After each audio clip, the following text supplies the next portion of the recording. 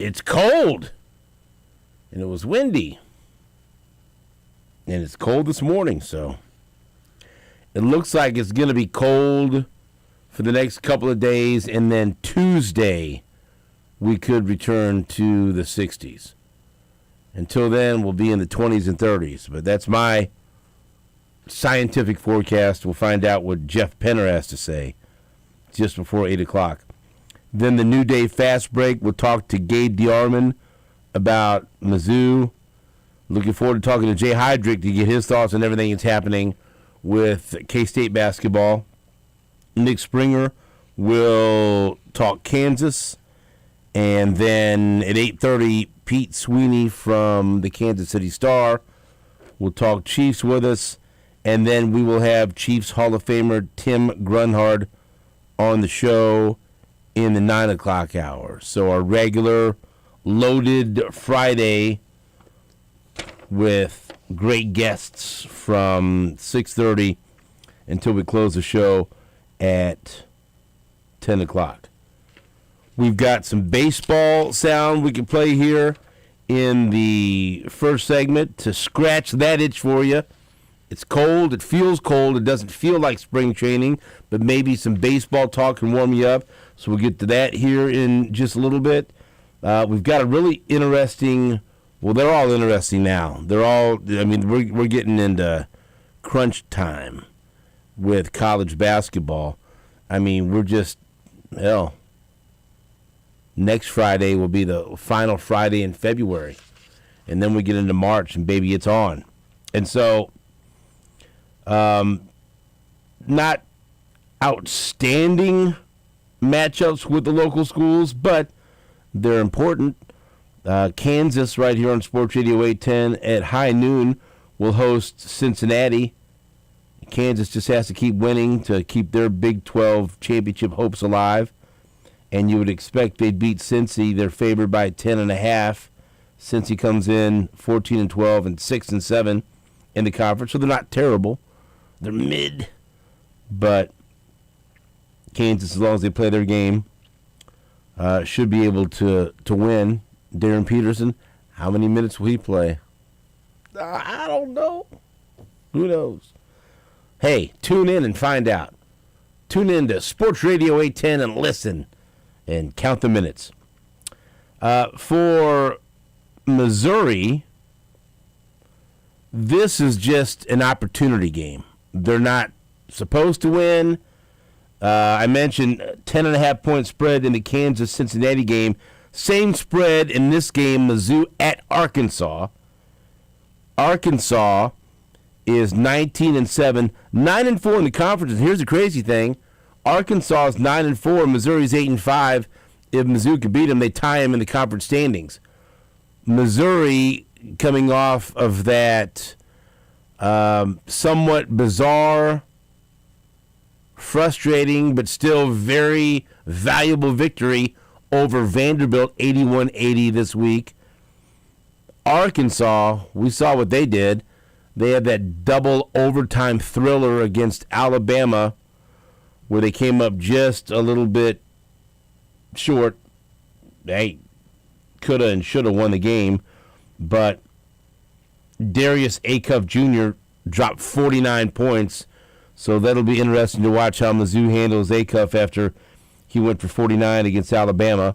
But Mizzou sits right now at 18-8, 8-5 in the SEC. Most people have them now on the right side of the bubble. This wouldn't be a bad loss or anything like that. This is that opportunity game for them to go to Arkansas and see if they can pull off the upset. If they could somehow win this game, then they'd be absolutely safely in the NCAA tournament field. And man, then you start to wonder what type of seed they could get in not only the SEC tournament, but maybe get a decent seed in the NCAA tournament. But that's a lot to ask for because again, they are 10.5 point underdogs for a reason going to Arkansas. That game is at 3 o'clock on ESPN. As for Kansas State, they won a game this week. They beat Baylor, but this matchup will be much tougher. They have to go to Lubbock to take on Texas Tech. But look, Texas Tech, man, they got to be reeling, because not only did they lose a game they weren't expected to lose, they lost at Arizona State 72-67. They lost JT Toppin for the season with a torn ACL, one of the best players in the nation, averaging 21.8 points per game. And so, I mean, that sucks. The tear came in his right knee and happened, of course, in that loss to Arizona State. So, I mean, and look, just think of where they were before that game against Arizona State. They had just won at Arizona, and they had to be flying high, and they're thinking, you know what? They got a chance after beating Arizona on the road. They might have a chance to win the Big 12. But then a couple of days later, they go to Arizona State, the game they were supposed to win on that road trip, and not only do they get beat, but they lose their star, JT Toppin, for the season to a torn ACL. So now they got to bounce back mentally and get ready for K-State. They should be able to handle K-State, but who knows what frame of mind they're in. Still a good team, but, man, you lose a player like JT Toppin, just not going to be the same. And that sucks. You hate to see players get hurt, especially, man, terrific players to watch like that. I was looking forward to watching him in the Big 12 tournament in Kansas City and then the NCAA tournament. But Texas Tech has to figure out a way to move on without him. And so that's some good basketball. And that's just the local schools. Also, if you're looking at the Big 12 race, important game, Iowa State sitting at 10-3 in the conference. They go to BYU. And so that would be a huge win if Iowa State could go to BYU and get that win. Then you got the two big ones as far as national college basketball. The big one in the Big 12, 2 o'clock on ABC, number 4 Arizona at number 2 Houston. Oh, boy. That's what I'm talking about. And here's the great thing for Kansas. One of these teams has to lose, right? Both of these teams going into this showdown are 11-2 in the conference. And so as long as Kansas takes care of business against Cincinnati, they're going to catch one of those teams because someone's got to lose. And so Arizona, 24-2, 11-2 in the conference. Houston, 23-3, 11-2 in the conference. The game's at Houston. That's 2 o'clock, ABC. That should be phenomenal. And then the other big game is at 5:30 on ESPN. And this is crazy. An out-of-conference game happening so late in the season. But, boy, is this a good one. Number 1 Michigan at number 3 Duke. I mean, I don't know what else you want from college basketball on this fine Saturday. Michigan's favored by 2.5 in that game. By the way, Houston favored by 5.5 over Arizona. And so, let's go. That'll get you ready for March. So it should be a terrific Saturday of college basketball. And Arizona, probably without Koa Pete, who's been injured, we'll see. But that should be one hell of a game between Arizona and Houston. As a Kansas guy, who are you rooting for in that game, Dylan? Arizona or Houston? I'd think Arizona. You want Arizona to pull off the road victory? Yeah, just to see Houston lose at home. And Houston's just been so consistent over the last couple of years. So is Arizona. But I think Kansas goes to Houston coming up soon, correct? And Arizona. So they go to Arizona. Houston's got to come to Allen Fieldhouse. Okay, so I got that. Yeah, and you know when that is, don't you? Big Monday. You don't have to wait too long for that, buddy. They have a pretty good record on Big Monday at home. Yeah. I've heard that. Yeah, we talked about that. Yes. And so, I mean, but like, how about that? You want to tip your cap to the schedulers for that one for Houston? They have Arizona at home at 2 o'clock on Saturday, and then they have to turn around and play at Kansas, Allen Fieldhouse, Monday night at 8 o'clock. Well, you can look at it this way. They can pretty much win the Big 12 in these next. They absolutely can. Yeah. Because when they're done with these two, you know how they finish? Home against Colorado, home against Baylor, and at Oklahoma State. After these two, that's 3 wins. And so, yeah, you should root for Arizona. And Kansas has to beat them. Yeah, you got to. Because they're not, we saw Oklahoma State the other night. Does that look like a team that'll beat Houston? No. I don't think so. And they ain't going to lose at home to Colorado or Baylor. And so for Houston, yeah, that's going to be tough. Home game against Arizona, they had Kansas. But you could absolutely tell yourself, we win these two, Big 12's ours. You're putting a loss on Arizona. You're putting a loss on Kansas. And then you have 3 games you should be huge favorites in.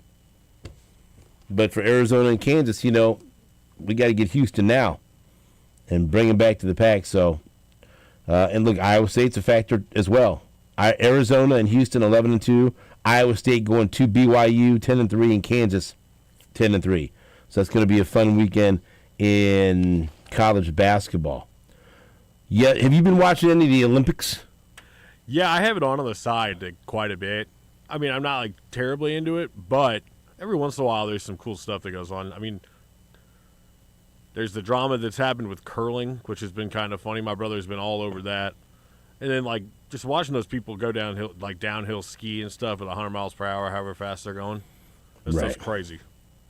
Well, it was awesome. I watched a good chunk of the gold medal game in women's hockey between the United States and Canada, and the U.S. dramatic victory with the overtime goal. So that was awesome. And, that was great. I reposted a beautiful picture of after the winning goal.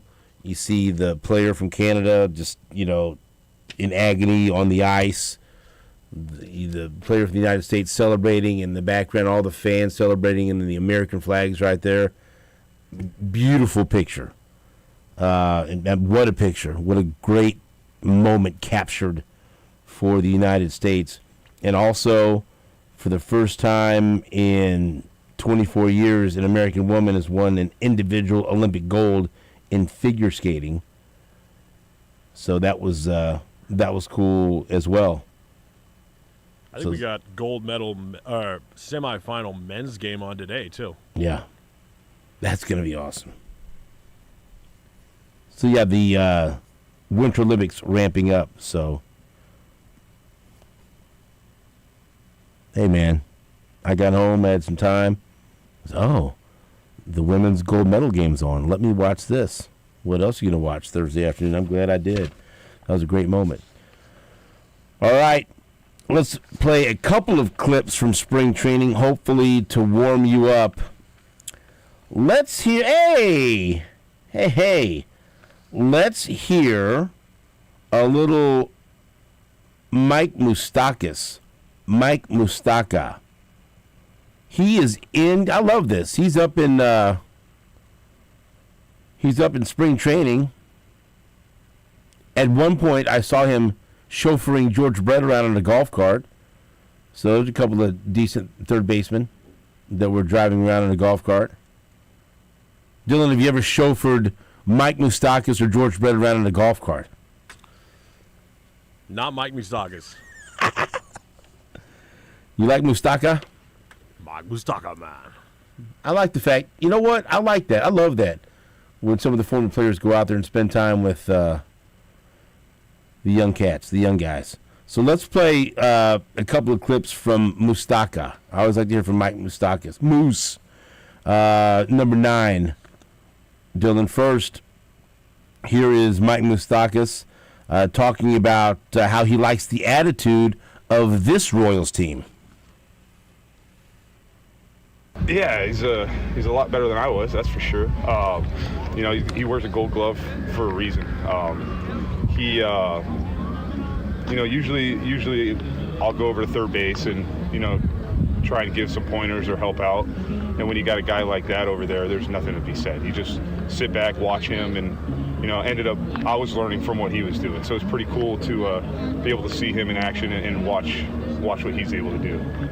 That was Moose singing the praises of Michael Garcia, the current third baseman for the Royals. Now we'll hear Moose talking about how he likes the attitude of the Royals this year. In baseball, it's how you have to play. You got 162 games, plus spring training, plus postseason.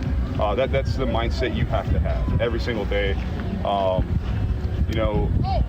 We had this thing that today is the most important game of the year, whatever game it is.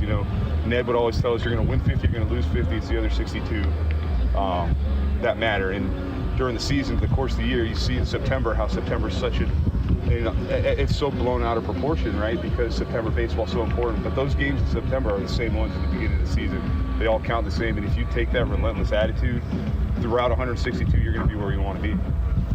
How cool is it for you to play with Salvi all these years ago, and you can look down over there and he's still leading a different group of guys? It's unbelievable. It's unbelievable. I've known Salvi since he was 16 years old. And to see him out here still doing it at the highest level, that's a Hall of Famer over there. And to watch him, he's still a kid, man. You see him, he's still a kid having fun. It's the same kid that I've known since he was 16. It's amazing. And to watch him work and lead this younger group of guys, there's nobody better. Mustaka! All right, this is one of the more interesting storylines in camp. Remember, we read the story from Jason Stark earlier. Was it this week or maybe the end of last week, where he put together, he talked to several executives and different people around baseball and asked them who the most likely players were to be traded this spring.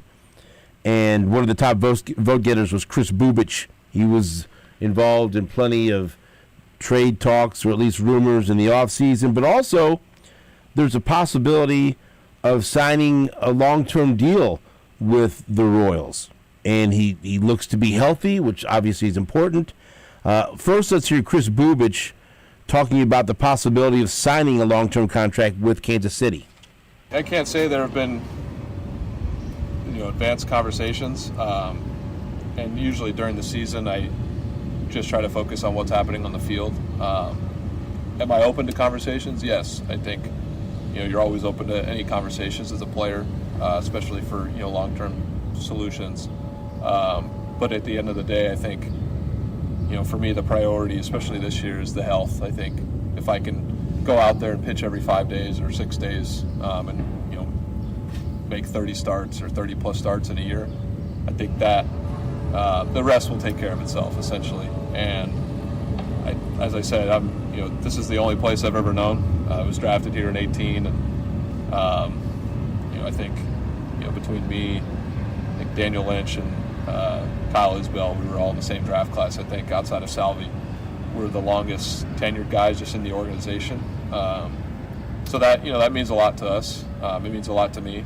And you develop relationships here, and but as I said, I'm open to conversations. But as of right now, like once we get into the season, it's more of an on-field focus. It's more of a game-to-game focus, and less kind of on the business side of things. But as I said, it's if the conversations come up, then they come up. Then we'll consider it.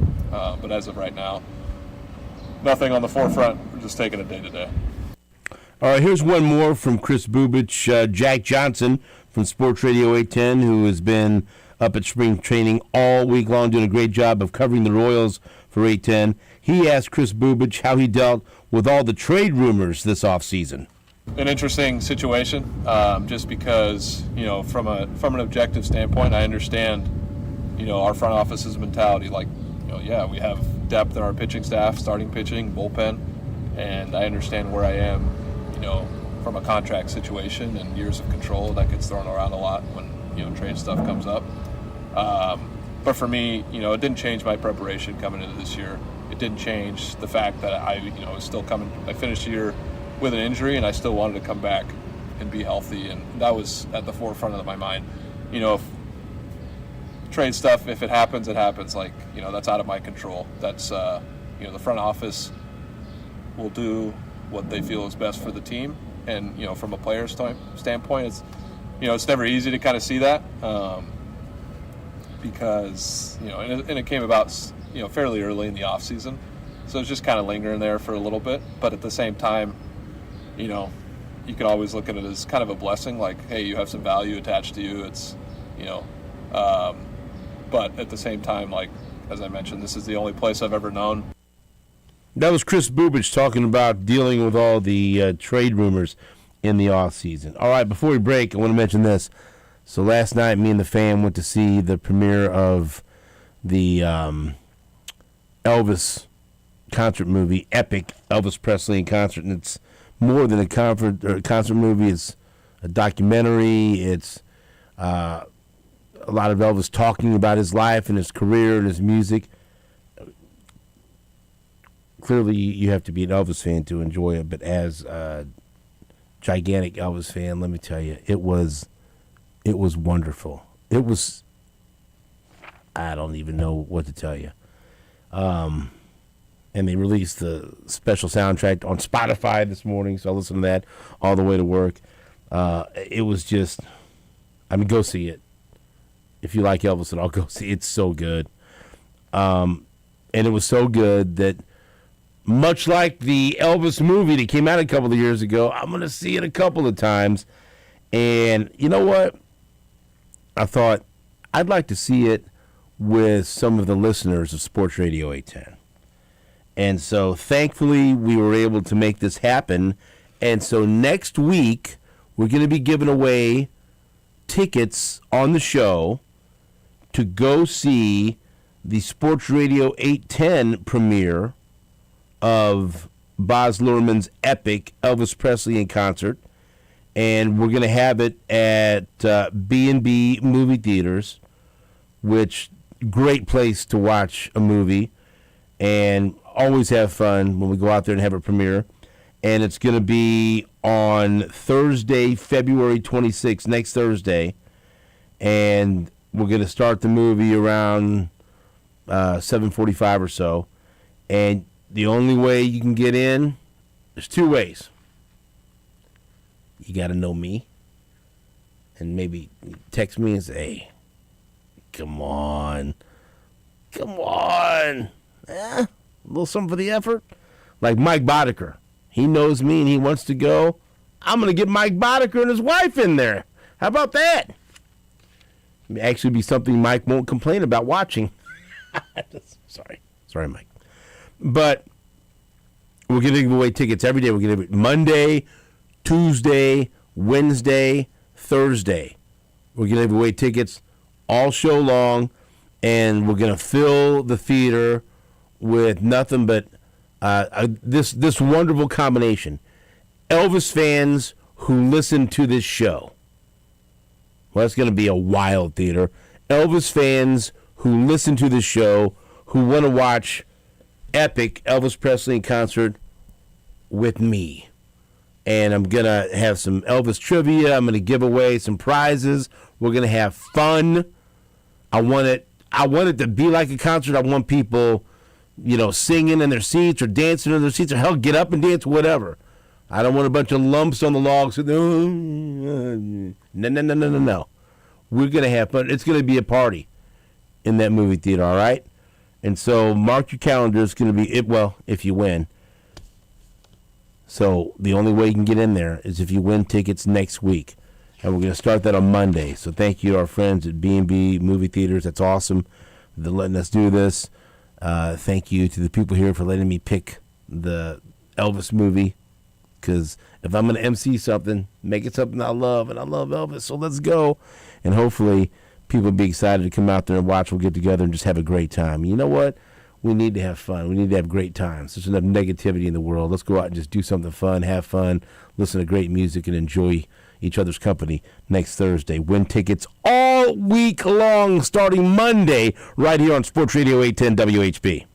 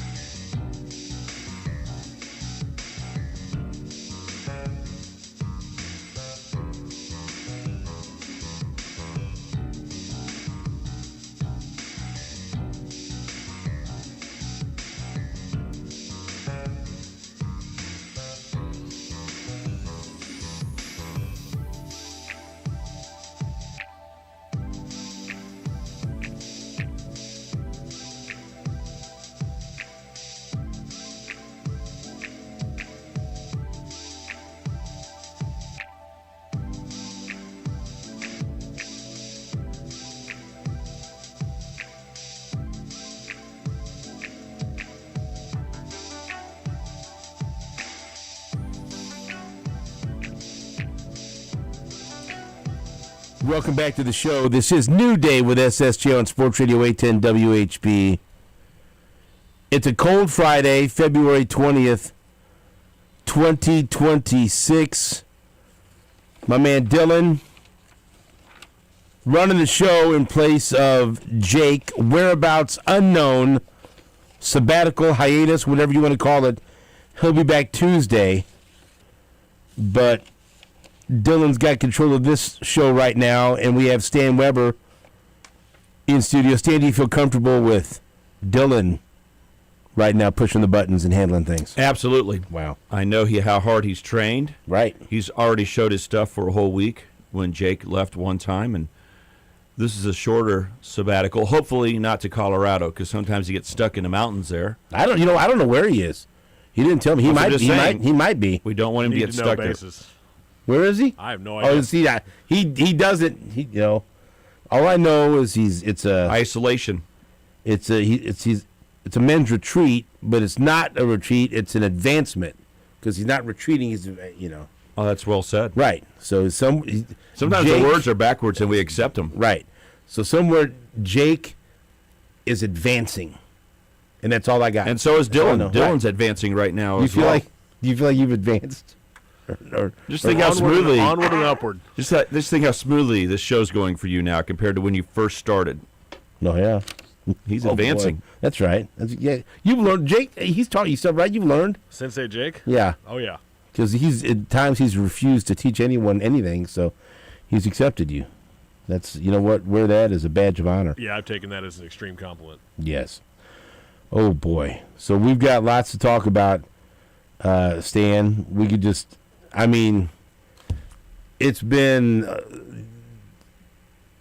there couldn't have been many wilder weeks in K-State athletics than what you've experienced this past week. I would just like to get your perspective on, everything that's happened. We were talking about Jerome Tang last Friday, and since then, obviously, he's been let go, and then the controversy, at least from the national media, they are up in arms about Kansas State attempting to fire him for cause, and K-State, people and or media are trying to tell the national media, you don't even know what you're talking about. You just started paying attention to K-State, 3 days ago, and you're going to come in and tell us what's going on.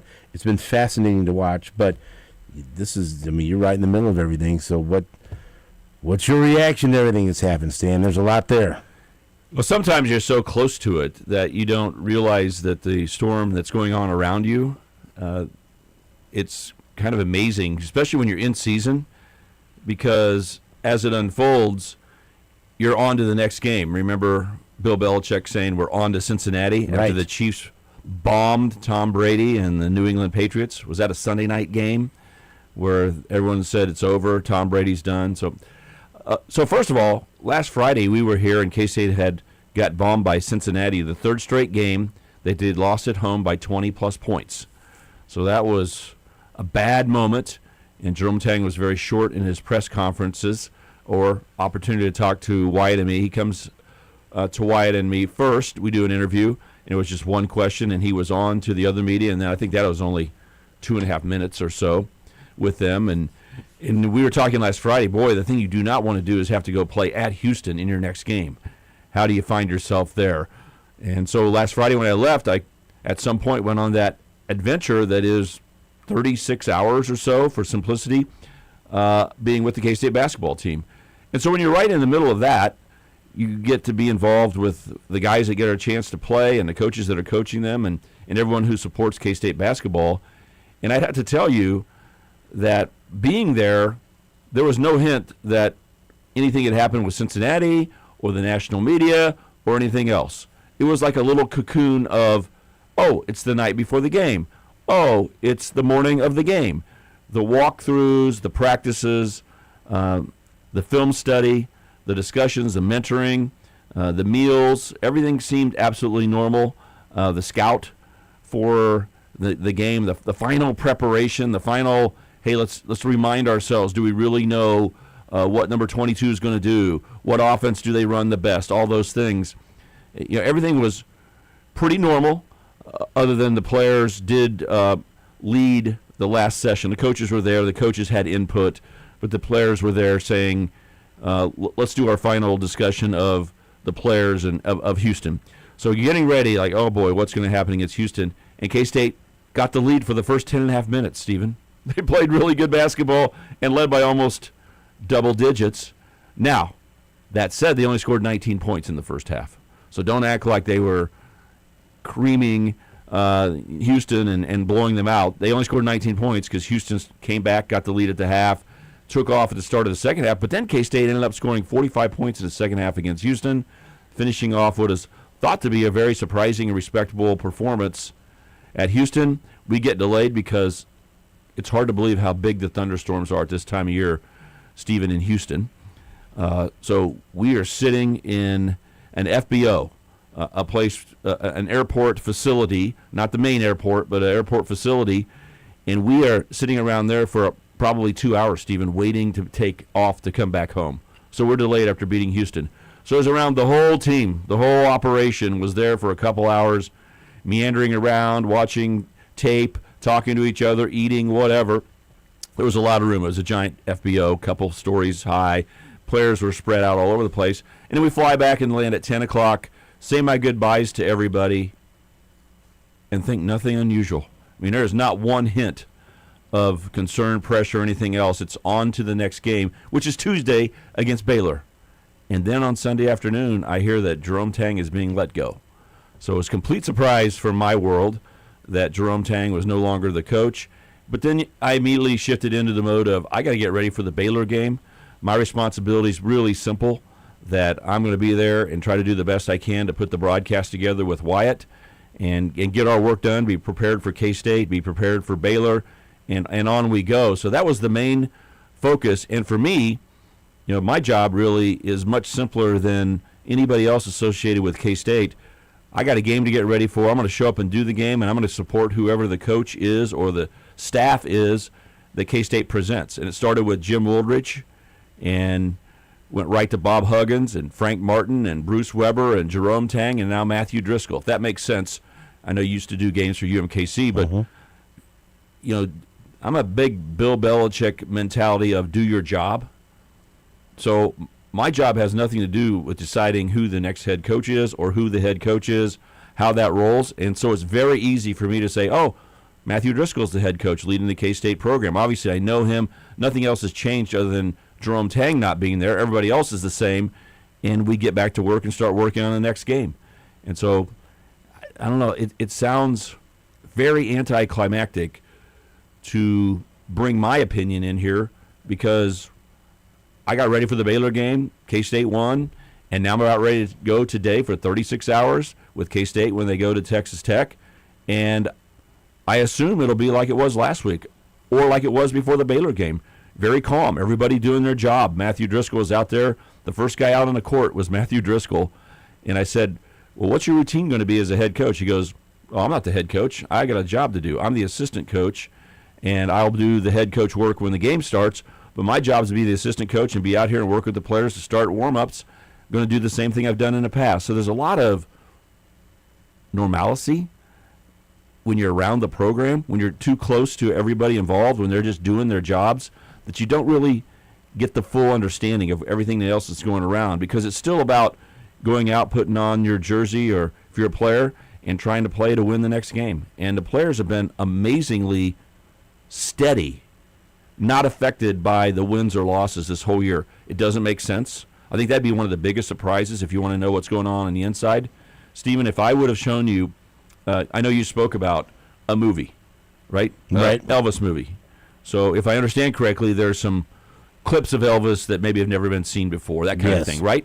So if I gave you the behind the scenes of K-State, and if I were able to play video for everybody out there and show, 15 minutes of any time during the 36 hours that I'm with the team, and I said, here's the video, what's the record of this K-State team? I'm telling you, you could not tell if they were like Missouri right there on the bubble with a sense of urgency, wanting to make the NCAA tournament with a winning record in conference, or a K-State team that's not winning games, off to the worst start in K-State history after 11 games, 1-10 in conference, all those kind of things. If you were able to watch and be with me, you can't tell.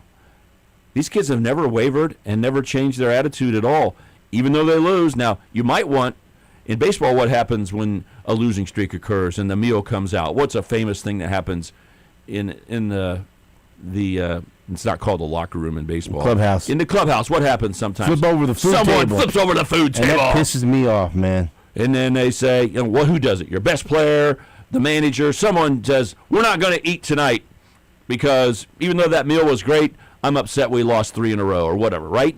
In baseball, we kind of chuckle when that happens, that you hit the end of the rope.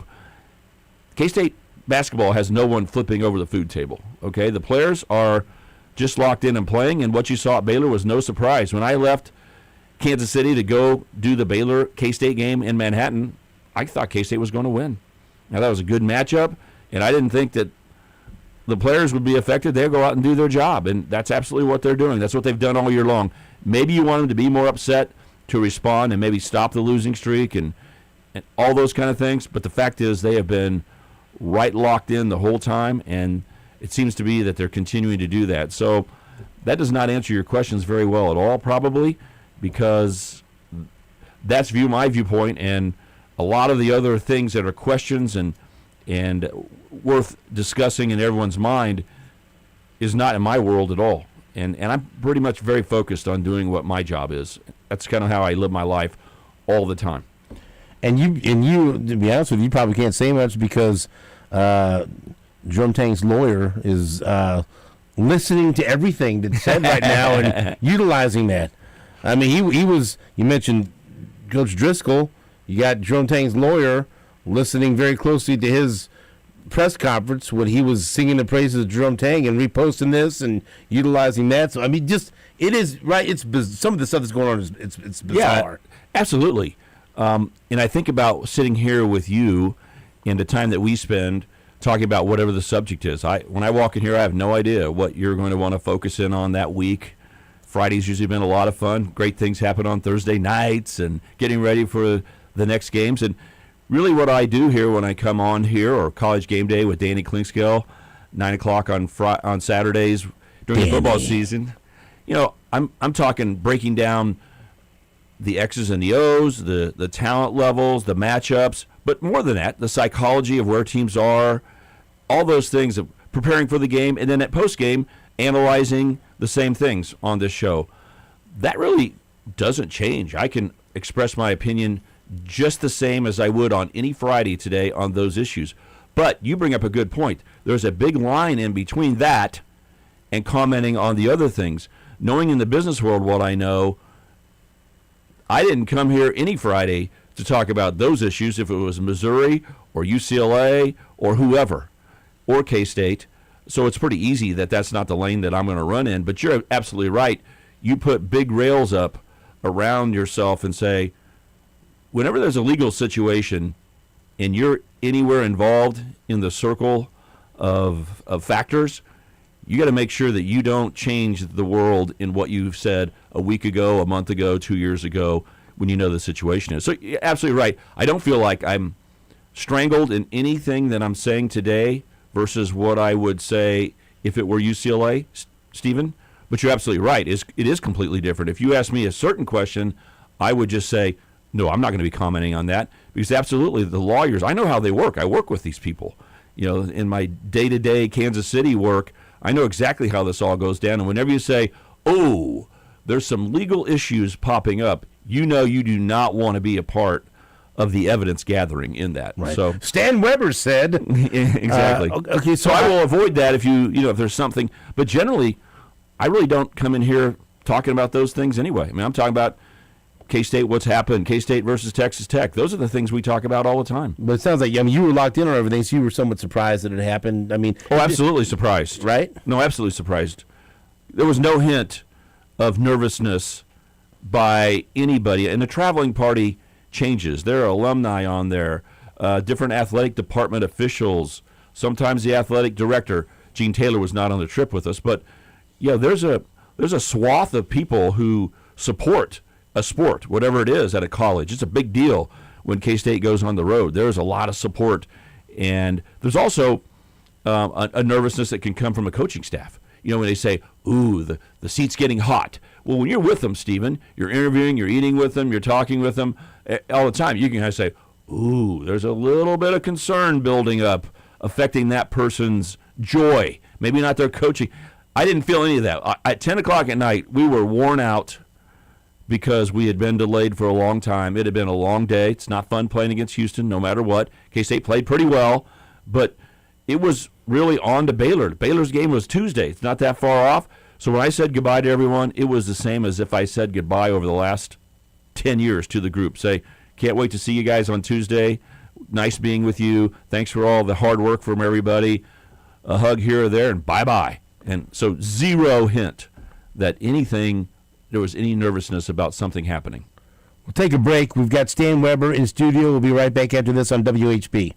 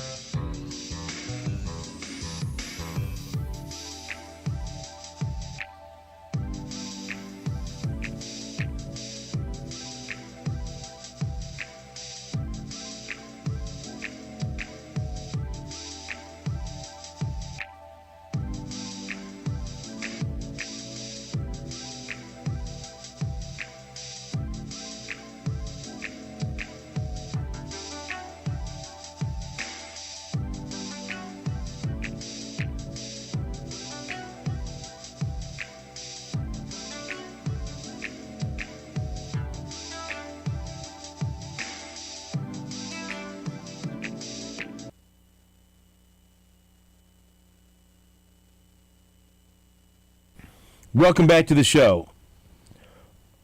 Okay, so Kellis Robinette, who covers Kansas State, posted yesterday, the initial response to Kansas State's basketball coach opening has been strong per sources. Many candidates agents already expressed interest in the job. And so, Gene Taylor alluded to wanting a coach that's been a head coach. All right, Jerome Tang obviously was a longtime assistant for Baylor. Now, I know it's different, but in football, it was the obvious choice, Colin Klein, but he hasn't been a head coach. But in basketball, it seems like they, do you feel strongly about that? Like what?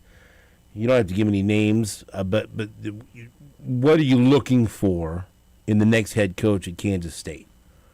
A former head coach, Power 4 level, does it have to be a former head coach or a guy that's a head coach now, ties to the area? Like, what are some important things, some boxes you need to check for the next coach at Kansas State?